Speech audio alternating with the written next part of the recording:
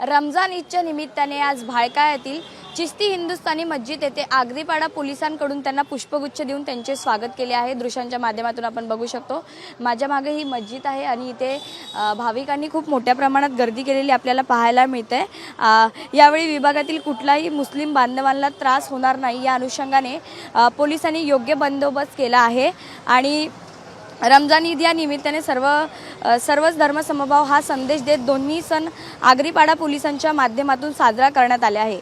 भायखळा येथील चिश्ती हिंदुस्थानी मधील बाहेरील वरिष्ठ पोलीस निरीक्षक संजय नाळे व मुस्लिम बांधवांशी बातचीत केली, यावेळी चर्चा केली आणि अनेक मुस्लिम बांधव इथे जमलेले सुद्धा आपल्याला पाहायला मिळतात आणि पोलिसांचा जो बंदोबस्त आहे तो सुद्धा यावेळी तैनात करण्यात आलेला आपल्याला पाहायला मिळते।